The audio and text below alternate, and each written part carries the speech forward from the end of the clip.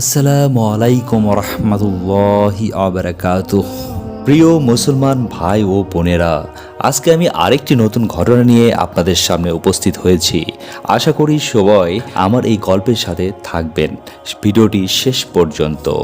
তো প্রিয় মুসলমান ভাই ও বোনেরা, শুরু করতে যাচ্ছি গল্পটি।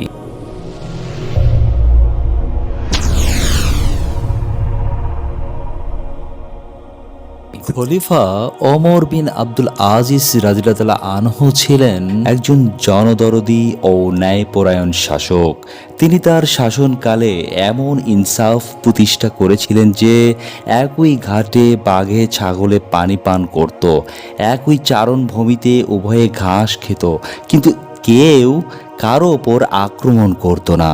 তিনি ছিলেন এমন এক মহান ব্যক্তি যিনি খলিফা হওয়ার পর খেলাফতের দায়িত্বে সামান্যতম ত্রুটি হয়ে যায় কিনা সেই চিন্তায় সব সময় বিভোর থাকতেন। একটি মাত্র জামা ব্যবহার করতেন, অল্প পরিমাণে সাধারণ খাবার খেতেন, ফলে অল্প দিনের মধ্যে তিনি হালকা ও দুর্বল হয়ে পড়েছিলেন।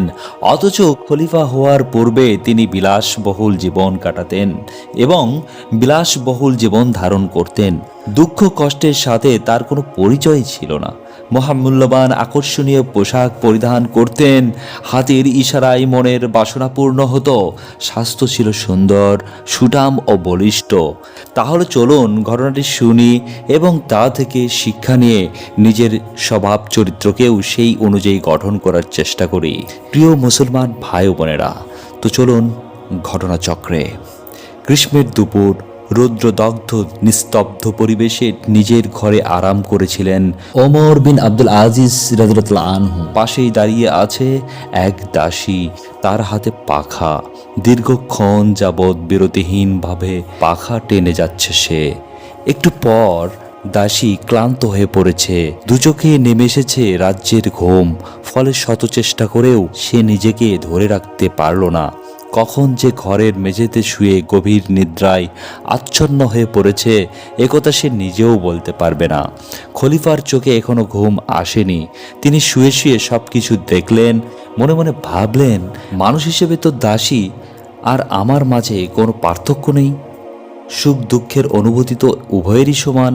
অবিরাম পরিশ্রমের পর আমার দেহ যেরকম আরাম পায়, তেমনি আরাম চায় দাসীর দেহ।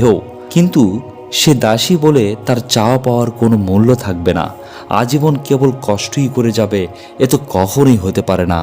এটা তো মানবতার দাবি পরিপন্থী কাজ। এসব কথা ভাবতে ভাবতে খলিফা বিছানা থেকে উঠে দাঁড়ালেন। তারপর মেঝে পড়ে থাকা পাখাটি হাতে নিয়ে নিজেই দাসীকে বাতাস করতে লাগলেন। সুবহানাল্লাহ!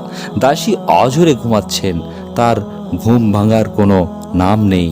ঘুম ভাঙবেই বা কেমন করে? একদিকে ক্লান্ত দেহ, তার উপর আবার দয়ালু খলিফার স্নেহ মিশ্রিত হিমেল বাতাস। সুতরাং স্বাভাবিক কারণেই তার ঘুম অন্য সময়ের তুলনায় একটু বেশিই হওয়ার কথা।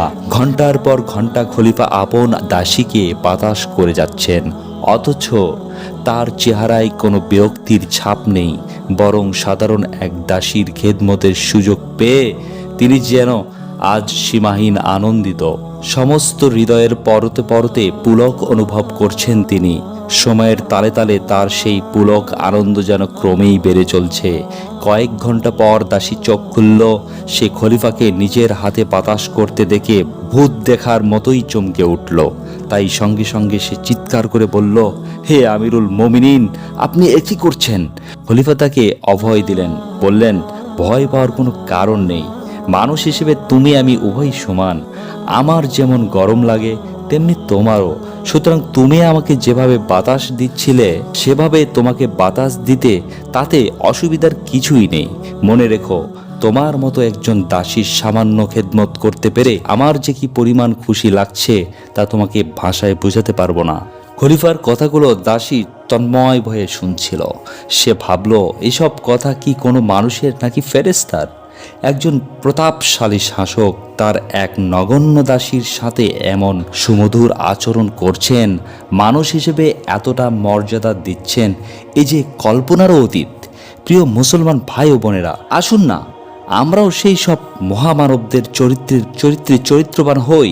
মানুষকে মানুষ হিসেবে মর্যাদা দিতে শিখি, সাধারণ থেকে অসাধারণ মানুষের সাথে বিনয় ও নম্রতার সহকারে কথা বলি, তাদের সুখ দুঃখের সাথী হই, বিপদে আপদে তাদের পাশে দাঁড়াই, নিজের সামর্থ্য অনুযায়ী অসহায় নিঃস্ব ও দুর্বল মানুষদের সাহায্য সহযোগিতা করি, তাদের দুঃখের কথাগুলো মনোযোগ সহকারে শ্রবণ করে তার প্রতিকারের ব্যবস্থা করি, বিশেষ করে ঘরের ঝি ও চাকর চাকরানীদের প্রতি সদয় হই, সাধ্যের অতিরিক্ত কাজের বোঝা তাদের ওপর চাপিয়ে না দেই, মাঝে মধ্যে নিজের কাছে বসিয়ে খানা খাওয়াই, সস্নেহে মাথায় হাত বুলিয়ে দেই, যাতে তারা একথা মনে করতে বাধ্য হয় যে মানুষ হিসেবে সুখ ভোগ করার অধিকার তাদেরও আছে।